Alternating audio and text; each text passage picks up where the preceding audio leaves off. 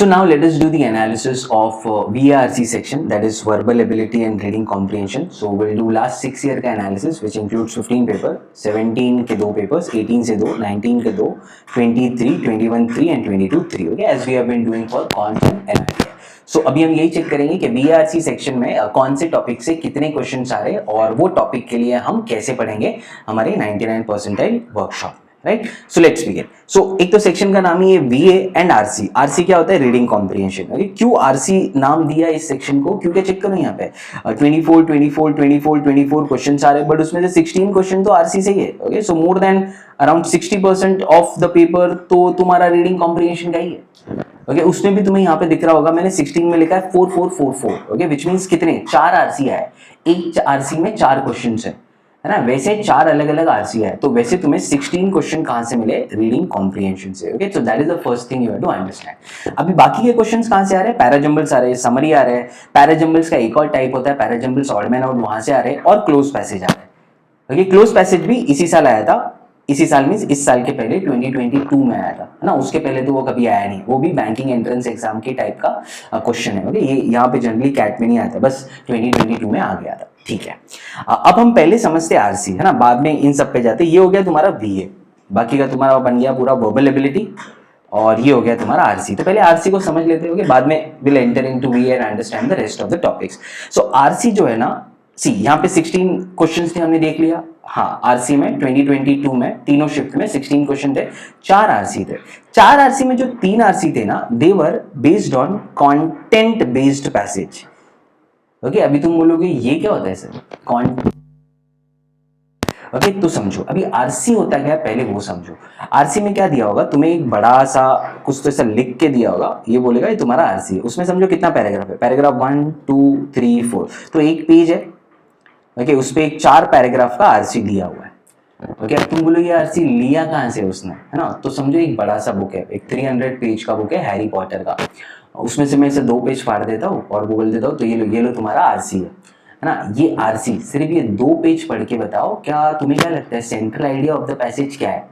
Okay, तुम्हें क्या लगता है ये ऑथर जो बोल रहा है ना, उसका टोन कैसे इस पैसेज में, है ना. तो तुम्हें क्या लगता है वो जो तुमने ये सेकंड पैराग्राफ में जो लाइन देखा ना यहाँ पे, हाँ, उसमें ये लाइन ऑथर ने क्यों बोला होगा, उसका रीजन क्या होगा?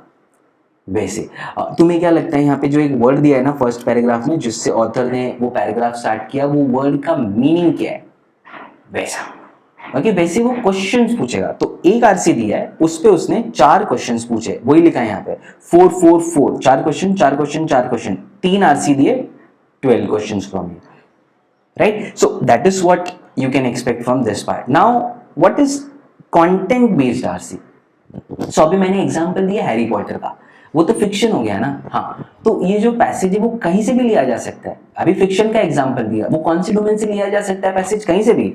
हिस्ट्री से लेगा, ज्योग्राफी से लेगा, पॉलिटिक्स से ले सकता है, इकोनॉमिक्स से ले सकता है, साइंस से ले सकता है, टेक्नोलॉजी से ले सकता है, एनवायरमेंट से ले सकता है, फिक्शन से ले सकता है, रिलीजन से ले सकता है, पोइट्री होगा, कुछ भी हो सकता है. ओके, साइकोलॉजी होगा, कहीं से भी आ सकता है ना पैसेज. न्यूज़पेपर का आर्टिकल था, एडिटोरियल पेज से उठा लिया, वो हो गया तुम्हारा RC. So RC can be taken from anywhere. Okay, problem ये है कि चलो तुम्हें हिस्ट्री का नॉलेज है, ज्योग्राफी का नॉलेज है, साइकोलॉजी का नॉलेज नहीं है, पॉलिटिक्स का इतना नॉलेज नहीं है, इकोनॉमिक्स का शायद तुम्हें नॉलेज नहीं है, या तो कुछ लोगों को इकोनॉमिक्स का नॉलेज है, ज्योग्राफी का नॉलेज नहीं है.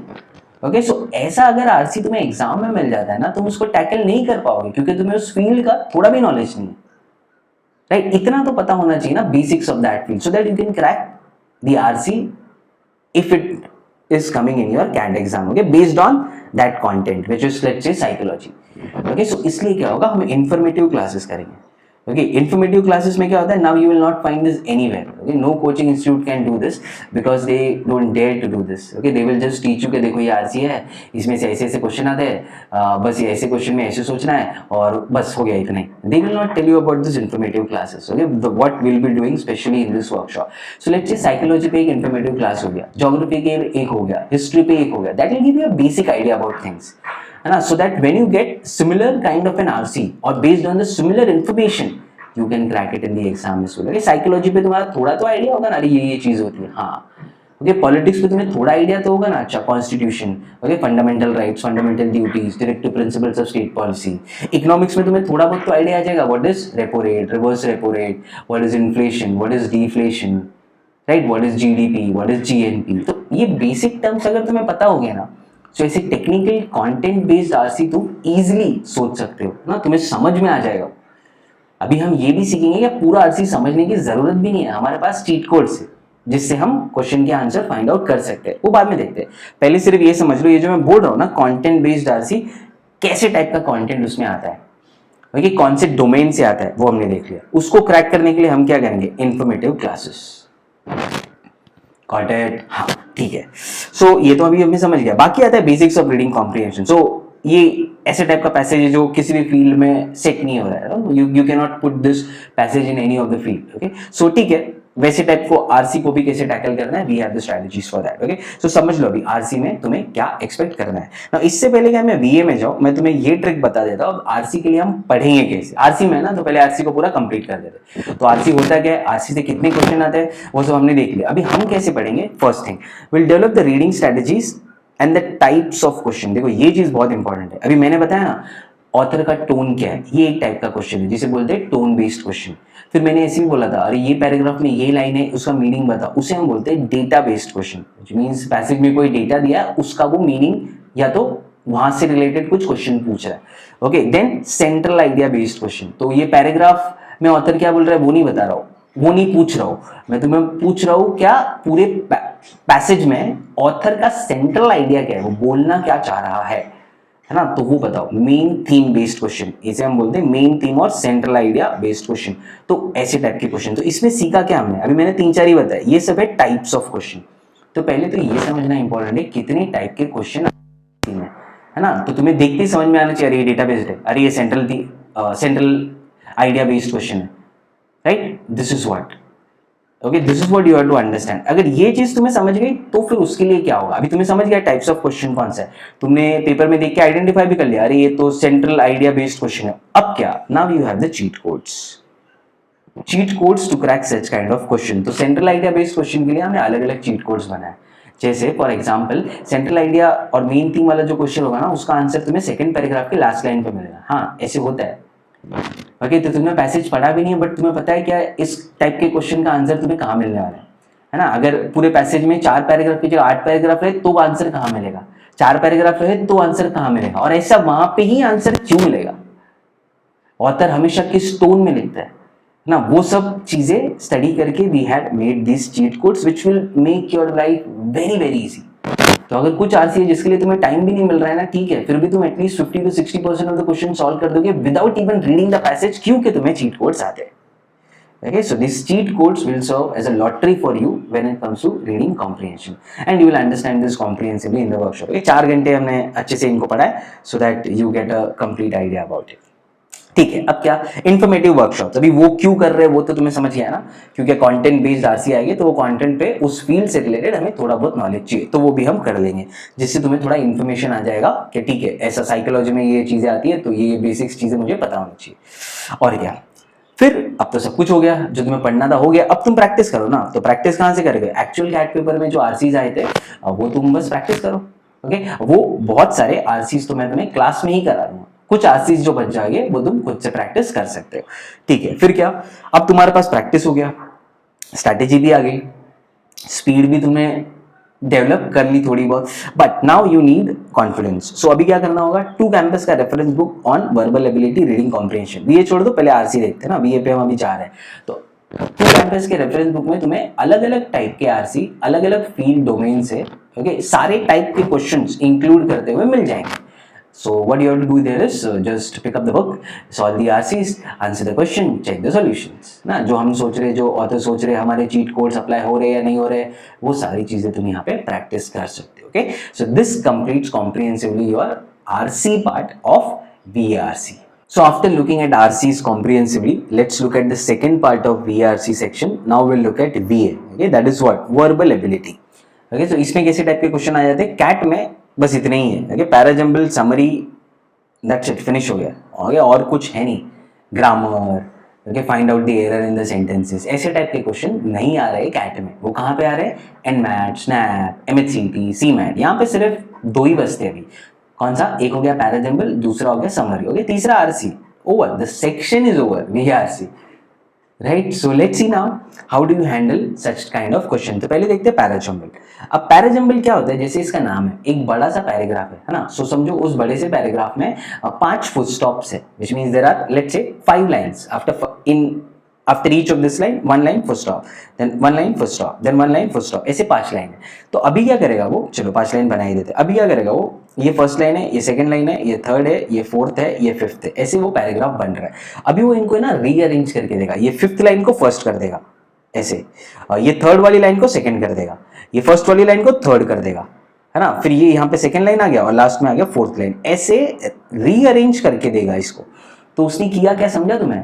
उसने बस एक पैराग्राफ लिया, उसमें पैराग्राफ में देखा कि 5 लाइन से, वो 5 लाइंस को उसने रीअरेंज कर दिया अपने तरीके से, ओके। फिर वो बोलेगा अरे तुम समझो क्या वो पैराग्राफ क्या होता होगा, है ना। वापस से तुम इसे रीअरेंज करो, क्या बताओ इनमें से पहला ये है sentence number A, B, C, D, E, हाँ, तो बताओ मुझे पहला कौन सा आएगा? ओके, यू वुड से अरे पहले सी आएगा, अच्छा, फिर कौन सा आएगा? फिर आएगा डी आएगा, अच्छा, इसके बाद ये, फिर कौन सा आएगा? बी आएगा, थर्ड, फिर कौन सा आएगा? ई आएगा, अच्छा, फिर कौन सा आएगा? ए। हाँ, तो ये है मेरा आंसर, राइट। सो उसने क्या किया? उसने बस एक पैराग्राफ पकड़ा, उसमें से लाइंस उठा लिए और उनको रीअरेंज करके दे दिया, और तुम्हें बोल रहा है कि ठीक है अभी तुम इसे सही से अरेंज करो by understanding what is the content that is being given in this line, right? So एक तो तरीका है कि तुम अच्छे से समझ के उन्हें रीअरेंज कर सकते हो, दूसरा तुम शॉर्टकट यूज कर सकते हो। ओके, फॉर एग्जांपल अगर इस लाइन में वो बोल रहा है ही, तो व्हिच मींस वो किसी के बारे में बात कर रहा है ना। हाँ, तो नेक्स्ट लाइन में देखो कहाँ पे वो किसी के बारे में बात कर रहा है ना। वो ही बोला है, वो किसके लिए स्टैंड करता है ना। तो वैसा, तो ऐसे काफी सारी ट्रिक्स है जिससे हम ये पता कर सकते हैं कि इसके बाद कौन सा इमीडिएट लाइन होगा, है ना, जो इस लाइन के ग्रामर को या इस लाइन के कंटेंट को कनेक्ट कर रहा है, वो चीज हमें देखना है, ठीक है। वो होता है हमारा पैराजंबल। तो अभी पैराजंबल ही समझ लेते हैं। पैराजंबल में जो है अभी 2 टाइप के क्वेश्चन आ रहे हैं। एक तो अरेंजिंग द पैराजंबल, जो अभी मैंने तुम्हें बताया, कुछ तो अरेंज करके दिया है, तुम सही से अरेंज करो। दूसरा आता है पैराजंबल ऑड सेंटेंसेस आउट। तो ये एक पैराजंबल है, बट एक सेंटेंस है जो इसमें फिट नहीं करता है ना। तो वो बताओ वो कौन सा सेंटेंस है। तो वही पैराजंबल करना है, बट उसमें बताना है कि कौन सा सेंटेंस फिट नहीं होगा, तो ऑड में होगा। ओके, बेसिकली यहीं से आ रहा है। अगर तुम ये समझ रहे हो तो ये ऑटोमेटिकली आ जाएगा। So as you can see 2022 में 3 क्वेश्चन आए थे in every shift, okay, from parajumble. So parajumble again becomes a very important topic after your reading comprehension, ठीक है। तो समझ लिया पैराजंबल क्या होता है, कैसे टाइप के क्वेश्चन आते हैं। सेकंड आता है समरी बेस्ड क्वेश्चन। ओके, तो ये तो सेल्फ अंडरस्टैंडिंग है कि एक पैराग्राफ दिया होगा, ऐसे ही एक पैराग्राफ है जिसमें 5 लाइन है, बट इस बार तुम्हें अरेंज नहीं करना है। इस बार तुम्हें वो पैराग्राफ को समझना है और बताना है what can you summarise from the paragraph ना। तो उसके लिए भी अगेन हमारे पास रूल्स है कि एक्स्ट्रा कुछ पैराग्राफ के बाहर मत सोचो, पैराग्राफ में ही सब कुछ है।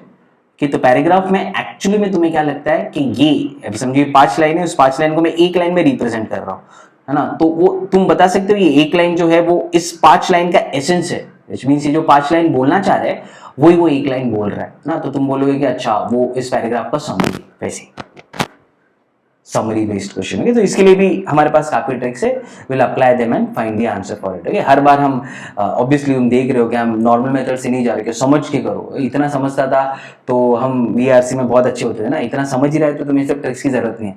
इतना समझेगा कब पता है, when you are a good reader. If you read a lot of books, तुम कंटिन्यूसली पढ़ते हो, अलग अलग टॉपिक अलग अलग डोमेन से बुक पढ़ रहे हो, तो फिर तुम्हें ये चीज समझ में आएगी ना। बट मैं अपने एमबीए एंट्रेंस के बाद इतना प्रिपेयर नहीं था वीआरसी के लिए कि मैं इतना सारा बुक पढ़ूंगा। और हमारे पास तो है 120 डेज, कितना बुक पढ़ लोगे इसमें। अगर तुम बहुत सालों से पढ़ रहे हो तो अच्छा, बट अगर तुम नहीं पढ़ रहे हो तो फिर हमारे पास ट्रिक्स है, राइट। वही चीज मैं तुम्हें बता रहा हूँ। आरसी में भी है, पैराजंबल में भी है, समरी में भी है। So as you can see it, summaries में भी पैराजंबल की तरह हर साल 3 क्वेश्चन आ रहे हैं। So summary is as important as your parajumble, ठीक है। सो देख लिया अभी हमने समरी भी। अब क्या बस लास्ट पार्ट बचा है अभी, cloze passage. As I said ये आता नहीं था। Cloze passage means filling the blanks होगा। तो इस बार भी क्या कर रहा है वो, ऐसी पैराग्राफ लिया है उसने, बट यहाँ पे एक वर्ड है। ओके, ये पैराग्राफ है, उसमें 5 लाइन है, यहाँ से एक वर्ड गायब कर दिया फर्स्ट लाइन से, यहाँ से एक वर्ड गायब कर दिया सेकंड लाइन से, यहाँ से एक वर्ड गायब कर दिया थर्ड लाइन से, वैसे यहाँ से वैसे यहाँ से। So you can say 5 filling the blanks बन गए ना। हाँ, तो पैराग्राफ तो वही है, अरेंज करके ही दे रहा है। पैराजंबल थोड़ी है क्या अरेंजमेंट चेंज करके देगा, अरेंज करके दे रहा है, बट वो एक एक वर्ड मिस कर रहा है वहां से। ओके, वो बोल रहा है और फिर इस एक वर्ड के लिए वो 4 ऑप्शंस देगा तुम्हें। ये बताओ चारों ऑप्शन में से कौन सा वर्ड है जो यहाँ पे फिट होगा depending upon the flow of the paragraph. देखिए वैसे ही इसके लिए 4 ऑप्शन, इसके लिए 4 ऑप्शन, इसके लिए 4 ऑप्शन, इसके लिए 4 ऑप्शन, ऐसे गॉट इट। ये होता है क्लोज पैसेज। सो इसको टैकल करने के लिए भी क्या ट्रिक्स है वो हम देख लेंगे। जैसे क्लोज पैसेज प्रीवियसली नहीं पूछा है बट अभी वो पूछ रहे हैं तो देख लेंगे इसके लिए भी। तो how will we study for V? अभी आरसी के लिए तो हमने देख लिया कि कैसे हम पढ़ने वाले इस पार्ट में। हाँ, तो अभी हम देखते हैं how will we study for V. So learning the basics of all types of chapters आज दिन वी। चैप्टर्स कौन सा है? Parajumble as well as summary, तो उनका बेसिक्स पढ़ लेंगे क्या क्या होता है। फिर solving the verbal ability question आज दिन एक्चुअल कैट पेपर्स। ओके, सो हमने शॉर्टकट ट्रिक्स डेवलप कर ली समरी और पैराजम्बल के लिए। अभी हम एक्चुअल कैट में समरी और पैराजम्बल के जो क्वेश्चन आए थे 1990 से 2022 तक, all the good question that will help us to learn a lot, वो हम सॉल्व करेंगे। ओके, बस फिर क्या, फिर अभी हमें प्रैक्टिस करनी है। स्ट्रेटेजी तो डेवलप हो चुकी है, स्पीड आ जाएगा। उसके लिए हमारे पास क्या है, टू कैंपस का रेफरेंस बुक ऑन वीआरसी। तो वहां पे भी तुम्हें वर्बल एबिलिटी से रिलेटेड पैराजम्बल और समरी पे काफी क्वेश्चंस मिल जाएंगे टू कैंपस की रेफरेंस बुक में, जो कैट की लैंग्वेज और डिफिकल्टी लेवल के एडजस्टेड है। ओके, सो तुम वो प्रैक्टिस करोगे, सॉल्यूशन चेक करोगे, so you will be sure कि जो तुमने यहाँ पे सीखा है, जो तुमने कैट के पेपर्स में प्रॉब्लम सॉल्व करके सीखा है, जो पैटर्न तुमने वहां पे देखा है, वो चीज तुम यहाँ पे अप्लाई कर पा रहे हो। Okay, and that's how you can easily crack your section of verbal ability as